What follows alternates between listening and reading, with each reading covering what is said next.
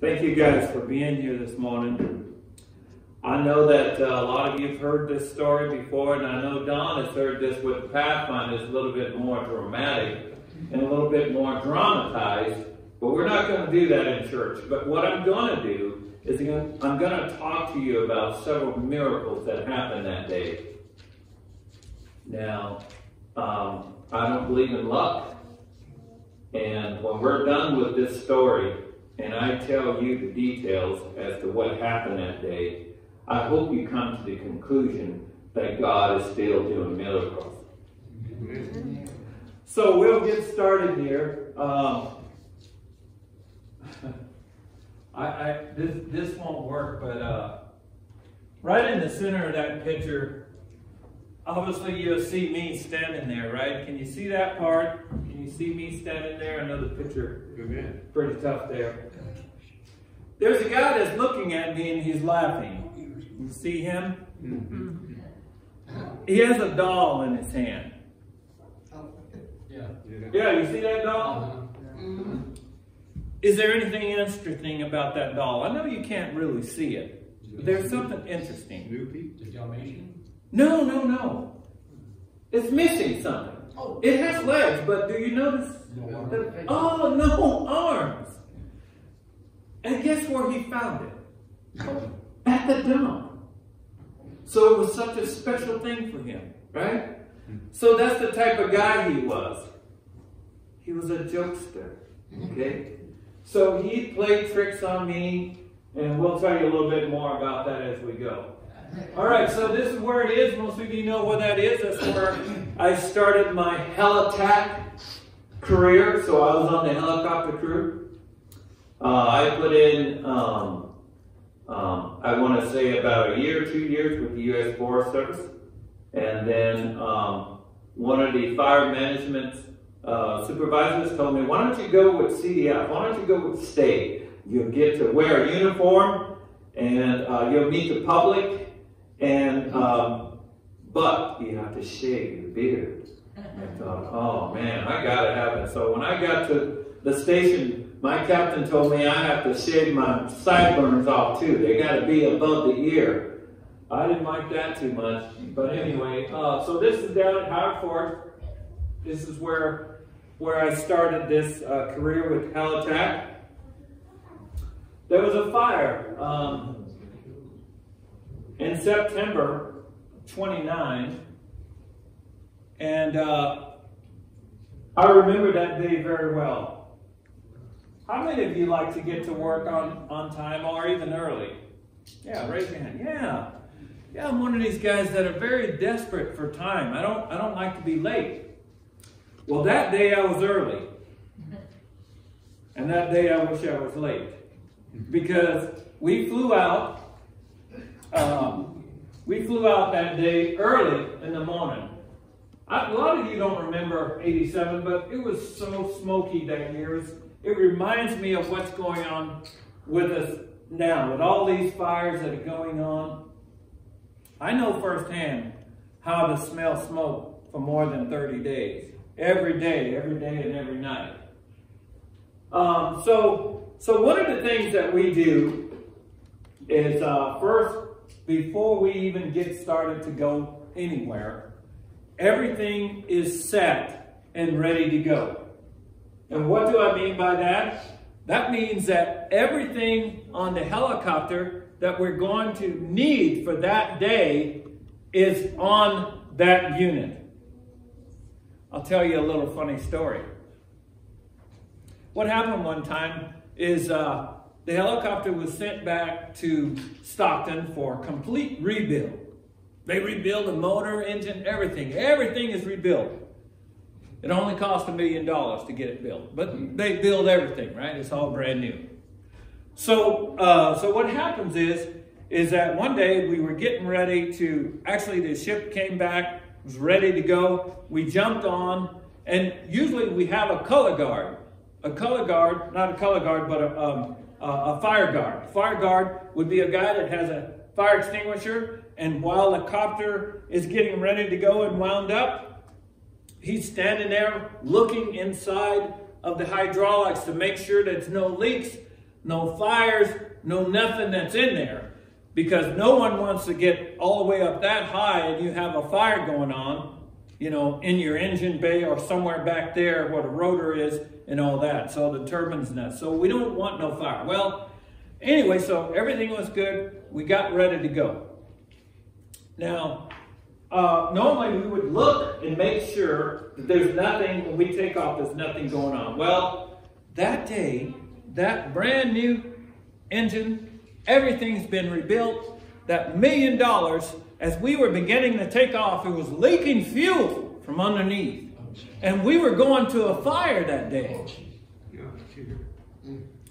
Well, just so you know, the captain was Marty Wattenberger, and I'll tell you what, him and Bob Borger was two different types of captain. One was from the Army and the other one's from the Air Force. So I guess you know, Marty was not happy. He was screaming. I mean, Sacramento could hear him, man. I mean, up there, he ran straight to the office down there and bust the door down. What's going on here? This thing is leaking. We just... But anyway, so it's kind of a funny situation there.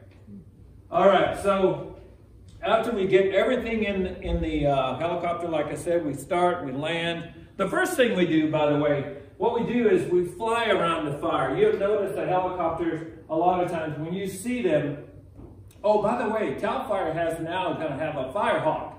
It's not going to be the Huey anymore, so you won't hear the thot anymore. You're going to hear something a little different.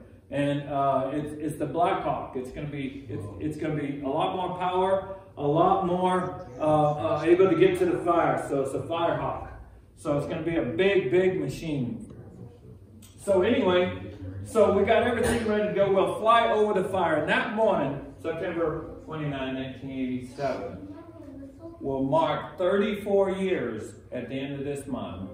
The 29th will add 34 years since this happened. So we fly over the fire. We look, see what it is. Well, that day, the louder fire was only 20 acres in size. Wasn't doing very much. It started at 3 a.m. that morning.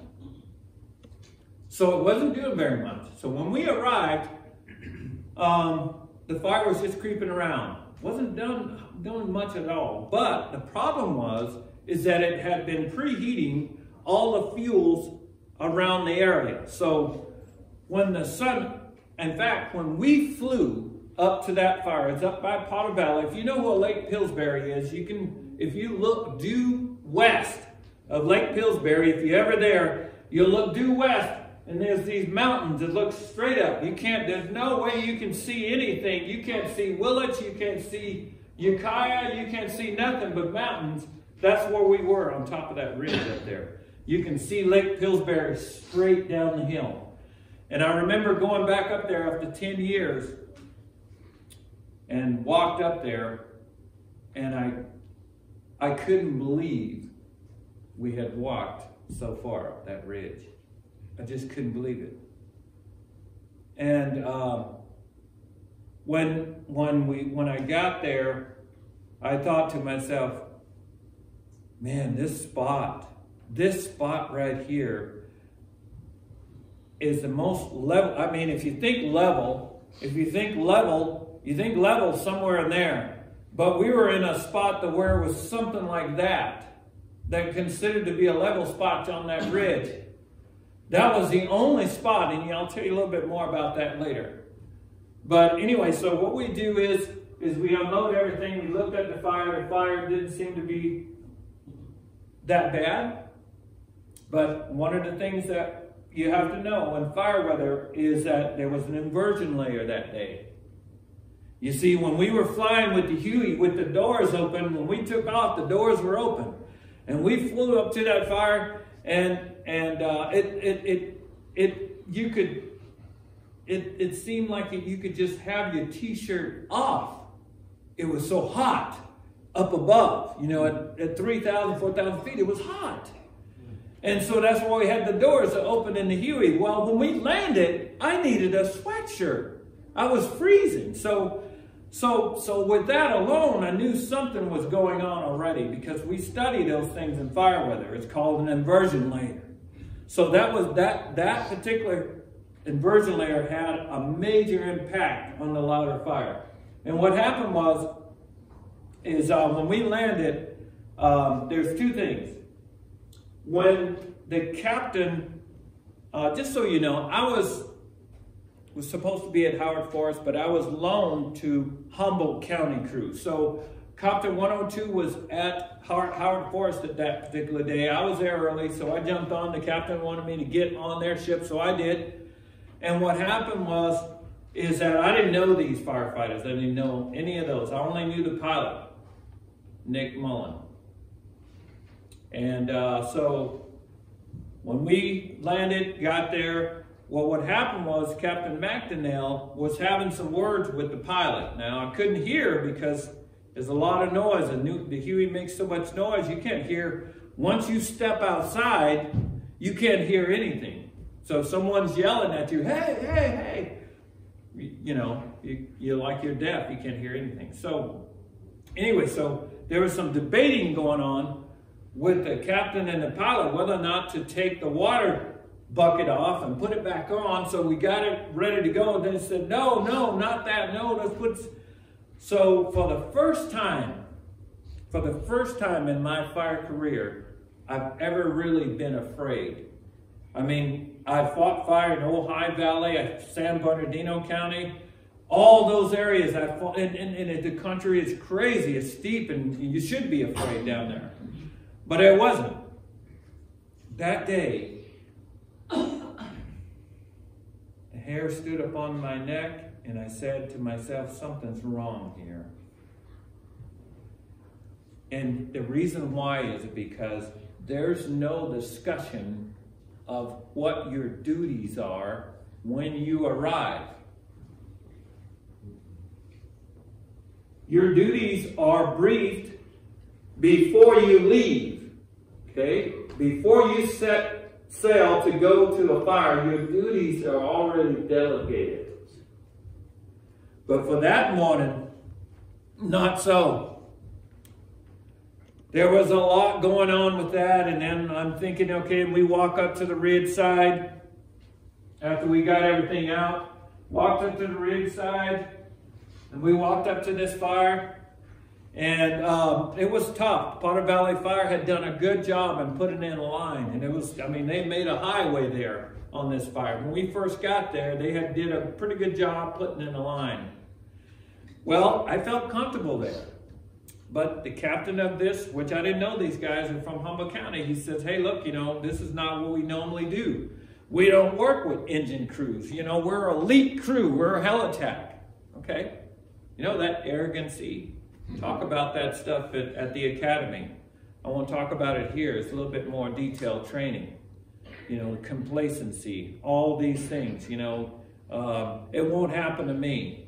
You know, how can this happen to me? No, it won't happen to me. All those type of thinking, that psychological thinking for firefighters is very dangerous. So, so after we got there, and I'm still feeling nervous. I'm actually shaking in my boots because I don't like what's going on. In other words, there's a lot of unorganization. By the way, we were always taught when we got ready to land, there's a couple dangerous things on this helicopter. What would you think the most dangerous thing is on that helicopter? Which one? On top. On top? Not necessarily unless it's at an angle. Okay. What about that other one back there? You know, can you panic and get distracted and run back there? That's one of the things that they taught us, is that that blade back there is the most dangerous thing on that helicopter. Because once you hit it, there's nothing left, if you know what I mean. So, so when we got to this fire, we walked up the hillside, and I'm going to start out with some miracles here. Because it takes an hour and a half to tell this whole story. And it's 20 minutes to 12. There's no way we can get done with it. we get there, and as you can see, the fire is beginning to do this type of behavior. And this is one of the things that, do I have to speak in this mic? Will this help? No. You guys for Zoom? No? Haley can hear you. You can hear me? Okay, it's all good. So anyway, so what happened is once I get there, I based my decisions on what the captain was doing and what I saw. And what I saw was at 8 o'clock in the morning, with this behavior going on, what about noon? What about 1 o'clock in the afternoon? No, it's not looking good already. So whenever it's starting to do creeping and crawling up trees, and I'm knowing that the radiant heat is already intense. So anyway, so I did say something. I said something before we went all the way up the hill. But it was all disregarded. I said 2 times, 3 times, let's go back down. I feel unsafe. And eventually the captain said, well, if you feel unsafe, yeah, I'll send a firefighter back down the trail from what we just made and see how things are going. When he came back up, he was not the same color. So we knew that the fire had already covered the trail now. So it was just a matter of time of waiting for the fire to come to us. It didn't take long, a few seconds. We heard the roar of flames coming. And then momentarily seeing flames, 30 to 40 feet flames shooting out of the trees. So we had to, you see what happened is that we had reached a spot where we couldn't go any farther. There was 10 feet manzanita. How mita of you know what manzanita is? Oh yeah, it's lovely, isn't it? Yeah. Not when it's burning. So there was no place to go. So we had to stop there. So when the fire came up the ridge, we had a little, what I told you, a little bend that was halfway level. We ran down to that spot for some reason or another. I'm not really sure to this day why was that the spot that we actually was able to go and couldn't go any further. Very interesting. Very interesting. Because if we hadn't been anywhere else, one of the miracles. If we hadn't been anywhere else on that ridge, I wouldn't be here to tell you the story. That was, if you can say it, the most flattest spot on the ridge where we were and ran to and deployed our shelters. Mayday, mayday, we've been overrun by fire. Now the helicopter pilot knew where we were. He was the only one, other than God, that knew where we were. Okay? Mayday, mayday, we've been overrun by fire. Point A, over here. We were here, fire coming up the hill, we ran in from point A to point B. Everything in our hands was left at point B, up on A, including one handy-talkie. There was 2 handy-talkies. The captain had one of his handy-talkies strapped to his brow.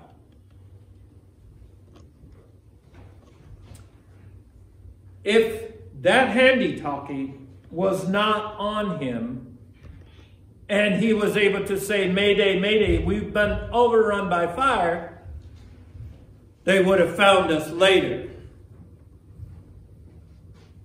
Luck? What do you think? Luck? Everything at point A perished. Tools. Handy-talkie. Right in the middle of the picture, chainsaw. Used to be chainsaw. By the way, we borrowed that from the division chief. Remember down at the bottom of the hill when I told you about the line that they had built? Yeah.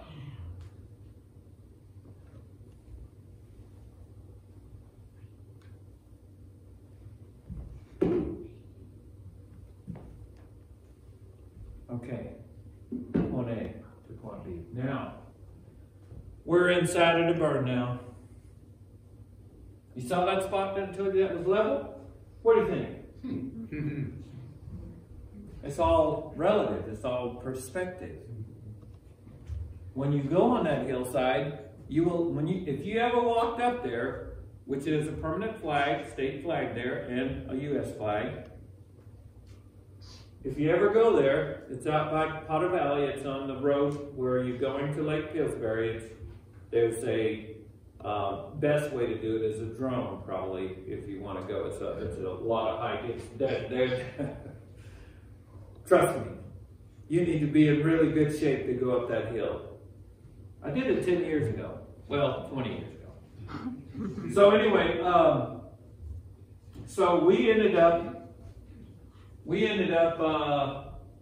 right out there in the middle with the fire shelters. Mayday, we've been overrun by fire. As I consider the first miracle is the handy-talkie being strapped to Captain McNeil. First miracle. Second miracle is the pilot knew where we were only. Okay? So when we said Mayday, Mayday, we've been overrun by fire, he heard it on AirNet, a RedNet. The helicopters and the air tankers communicate, so that's on that frequency. So he came back. And the first call came out of his radio, "Where are you? Where are you? Where are you?" You see, he was dropping water drops earlier before he had left, right where we were, right along the fire's edge. And he took off and came back looking. And Doug told him 100 feet from where you saw us last, inland from where you saw us last, 100 feet in. He was still looking and looking. I can't see you guys. I can't see you. The reason why is that the fire had blew up. Remember? The fire had blew up already and it's going up the hill. So that spot, that peculiar spot where we were, was burned up now. So he was looking and finally he looked down through the smoke. He looked down through the smoke and he said, "I might see you here. I see the fire shelters." See, we had got into the fire shelters, and then now he could see the reflection of the aluminum fire shelter reflection. Oh, there you guys are. So he started dropping water. The first drop was steam. Up the hill, up the hill, up the hill, it said. Doug told him, "We're up the hill from that last drop." So the second drop come and directly on us. And that was excellent. That's what we needed. And then so, with all the confusion now the air tanker knows about where he is. He had to hover right where we were, and then the air tanker had to come now. There's no way that I would do that in a helicopter. Of course, Nick would. He flew in Vietnam. It was very easy for him to just hover there, hover. It's over here, and the air tanker, okay, you need to get out of the way now. So he got out and he came down and made the drops for us. Retarded. But remember, we're laying in the ashes now. We've been there for about 5 minutes, rolling around back and forth in the fire shelter, back and forth, and running in there. When I first ran in there, I smelled flesh burning. So I knew we were in trouble. A lot of us was in trouble. I felt my legs. That was one of the first things I felt, my legs. My goggles start to melt. They already melted. Then I had metal on my chin strap. That was hot. That was burning my ears. So it was back and forth in there. My helmet, I must have lost my helmet. I'm not sure. Once I was trying to get into the shelter. Now there is something that happened while all this is going on. Nick is trying to find us. We're saying on the radio, please help us, God help us. God help us. And then all that radio traffic, they were trying to get to us, wondered who it was. It was Crew 102. How are we going to get to them? That was one of the things that they were talking about. And then pretty soon we were, help, we can't breathe, we can't breathe. I had my bandana. I got my bandana, I had a bandana, I wet it down with water as much as I could to breathe. You see, it was so hot. After the fire had passed, the superheated air come right straight up through where we were with the fire shelters. The fire shelters only was blocking a little bit of radiant heat. A little bit of radiant heat.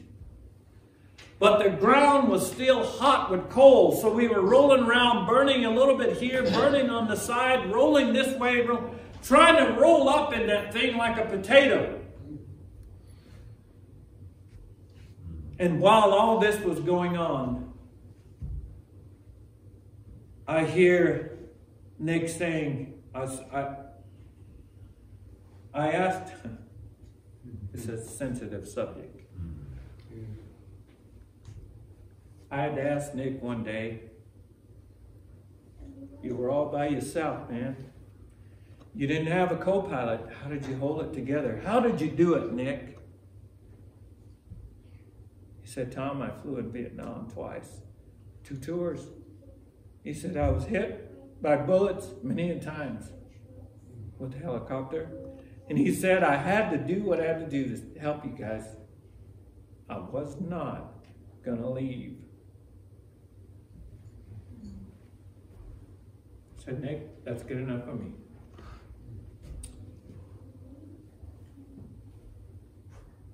And while all this was going on, finally, that water, the air tanker.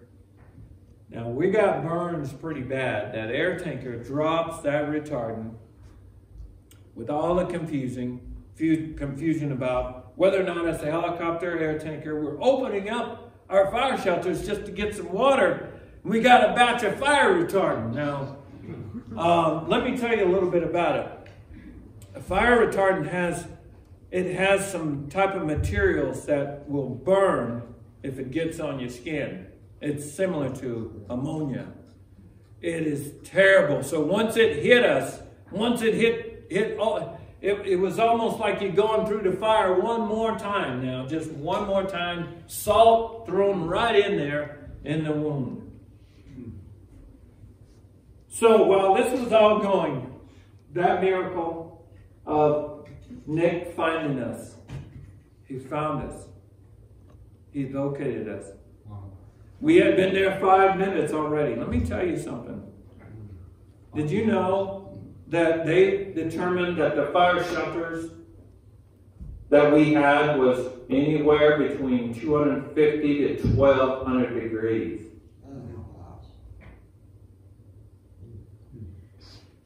Think about that for a moment. Think about being in, choose your number. 250, 300, 500. You can bake a baked potato at 500. I don't know, 6 minutes. There's no way. Think about it. It's luck. Luck. Yeah, see, a lot of people don't believe in miracles. We're not done yet. Just wait. So Nick finds us, and while all that is going on, I knew I couldn't do anything. There's a lot of screaming and a lot of things. Oh, by the way, one guy did die there.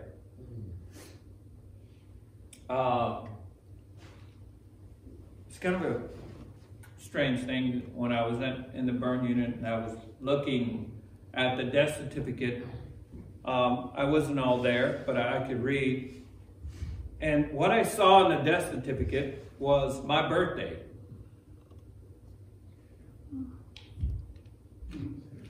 I saw 31 years old. That was my age at that point. I saw Lee, which is the middle name of my name.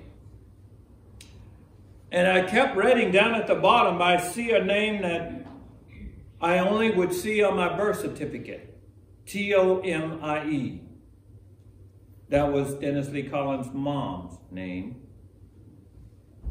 I took that as solemn. I got to meet his mom. They came up to our house in Forest Ranch when we were there. Got to talk to the family. It was tough. It was tough to do that. But anyway, let's get back to the story here. So what happened was, while I was trying to figure out what to do, all of us was trying to figure out what to do. We didn't know that Dennis had died. We didn't know that Dennis Lee had died.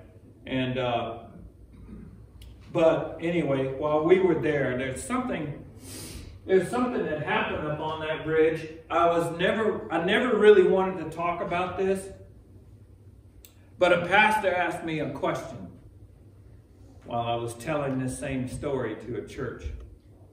And he asked me, Tom, what up there on that ridge that other than you knew now that you were dying,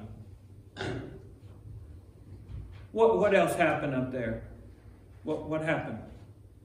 And it's strange to me to this day why he would ask it. Pastor Gil Labrisky asked this question. I never wanted to talk about it. You see, when we started into that burn, there was a guy by the name of Bob Meredith. He lives in Humboldt County. He's one of the firefighters. You see, when we ran in there, we were to use these fire shelters. They're like a pulp tent once you pull them all out. And they are for us to use on a last resort. If things go wild, things go crazy, you got to use your fire shelter. So he was helping us. We were all running around in there, all inside of that burned area, looking for a place out, just running and running and running, and looking for something green. There was nothing. So finally, Bob, now it's hot in there. So Bob is trying to help us all, and Bob's hands got burned the most out of all of us because he was helping all of us. He knew that that was something that we needed to get into those fire shelters. And so he was helping everybody. And eventually, when I realized that my legs were numb, I couldn't do anything. And Bob asked me, while we were laying here in the ashes, now asked me, Tom, do you want some water? Do you want some water? Lord have mercy. I said, yes. I need some water. I took that water and I poured it all over my bandana and tried to do the best I could. And he handed it to me pretty quick, so I didn't get a chance to really see his hands that much, you see, because we were in the shelters now. We were laying on the ground in the ashes. And I did whatever I need. I actually forgot. I had a canteen of water myself. That's how bad it was. That's how bad the whole trauma situation was. And I tried to, what I had to do now, what I had to do is I needed to give that water back to Bob. So I tried. So I reached out at my fire shelter. You didn't want to reach out from under there because it was hotter outside than it was in the shelter. So I reached, and Bob's hand is trembling now, and see, the skin is dropping off of his hand, and he's trying to reach for that water back, and I'm trying to get it to him. Every effort that I have, I am giving it all that I have, and I'm reaching, trying, and he's reaching, and the water hits the ashes.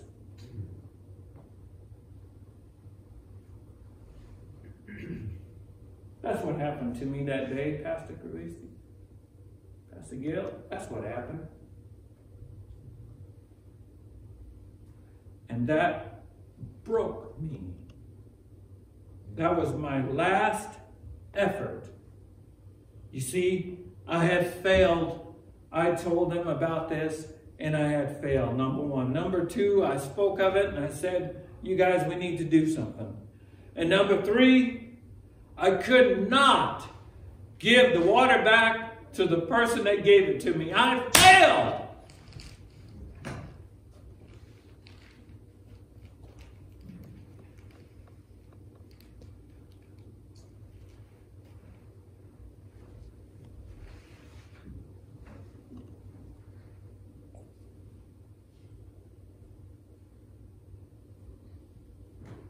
The water drops kept coming. The water drops kept coming. And the water kept coming. And coming and coming. I could almost guarantee you the water that was coming could run off of this stage and down the floor, down outside that door. That's how much water Nick was pouring on that hillside. He was back and forth, back and forth, back and forth, back and forth. The one thing I did not know until about 4 years ago, maybe even 3, when Nick heard us and he came back, that Army pilot that flies at Huey was going to get some fuel. Think about that for a second. He was going back to get some fuel when he heard us. Mayday, mayday, we've been overrun by fire. You don't want to run out of fuel in one of those Hueys, no. You're going down. Well, he kept pounding and pounding and pounding until the warning light came on. Low fuel, bomb, bomb, bomb. And he headed back down. It was down a ridge down where where the landing zone was. And he went down there. And these guys are trained. It's not a big deal for them because they're trained for this stuff. So he goes down and he just glides that thing down through it and just set it down. A little hard, but very safe. That goes to show you his determination to stay there with us. Isn't that something? That's what Jesus does for us, brothers and sisters. He stays there, even if it cost him his life, and he did. What a beautiful promise that we have. What a beautiful promise. Amen. The water kept coming. The water kept coming and coming and coming. So my whole ridge was on fire. And here we were trying to make it. Now, one of the things that they thought about is how are we going to get these guys out of here? How are we going to get them out of there? And someone came up with the idea of Coast Guard helicopter. A Coast Guard helicopter. Wow. That's going to be exciting. Now, I talked to the pilot of the Coast Guard unit about, I don't know, maybe 6 months after the rescue. And this is what happened. I might have a picture. I hope I do, but let's see. Oh, yeah. That pretty much does it. That sums it up. What do you think's going on here? Yeah, I'm being rescued. Who's the guy in the Stokes? You see that? Who's the guy in the medical Stokes? Who's that that got the big eyes? Yeah, that's me. Yeah. There's a guy that a ranger, he drew this picture and sent it over to the burn center. And a lot of people, a lot of the guys there, they said, that's not funny. Don't send that picture over to Tom.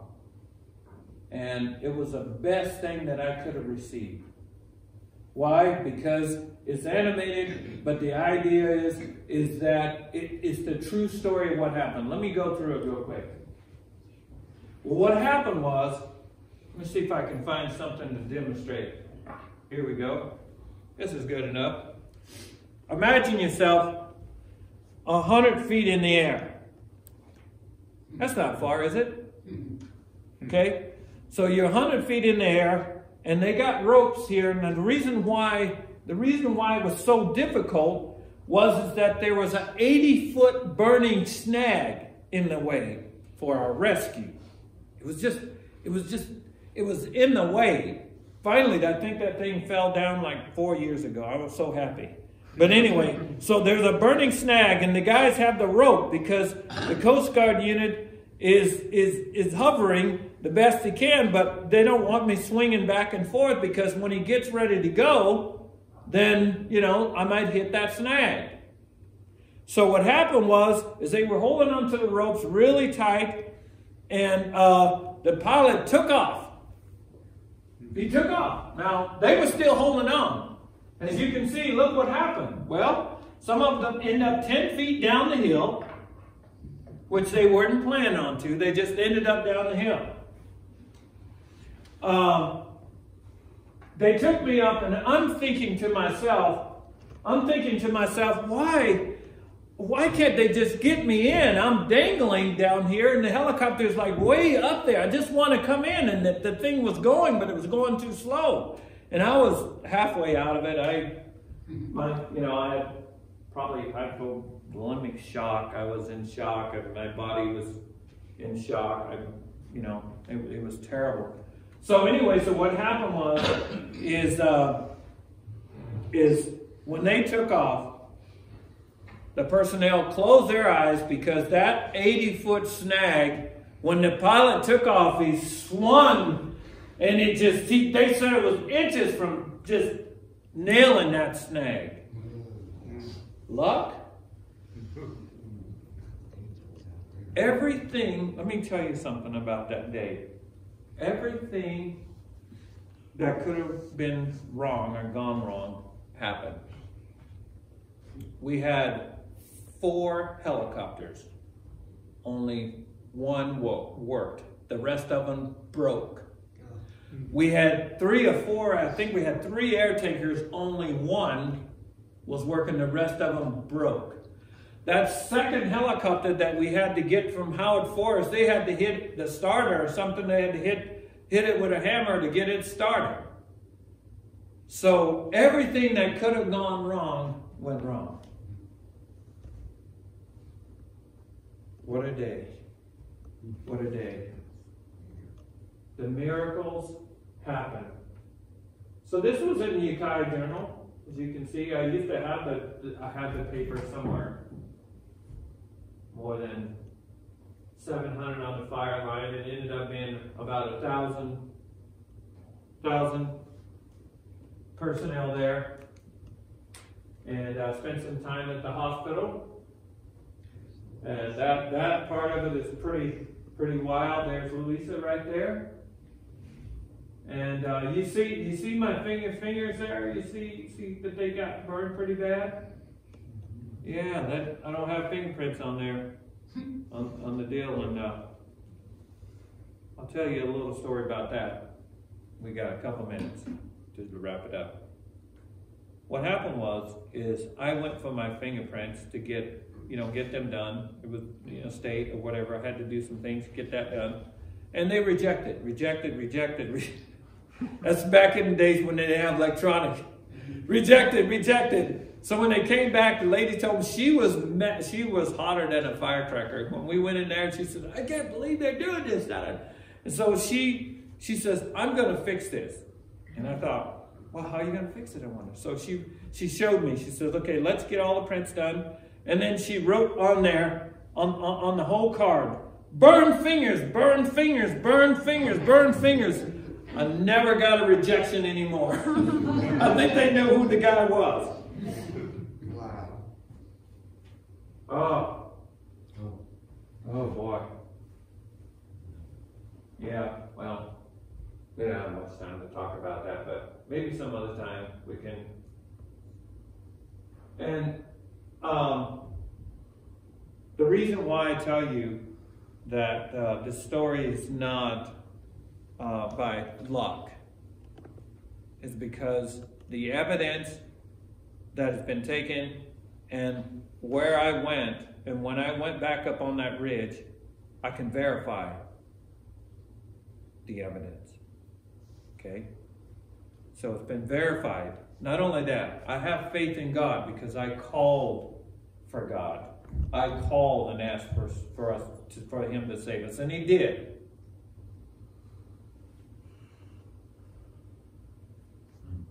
My sheep hear my voice, and I know them, and they follow me. Oh, isn't that cute? So, with that said, let's pray.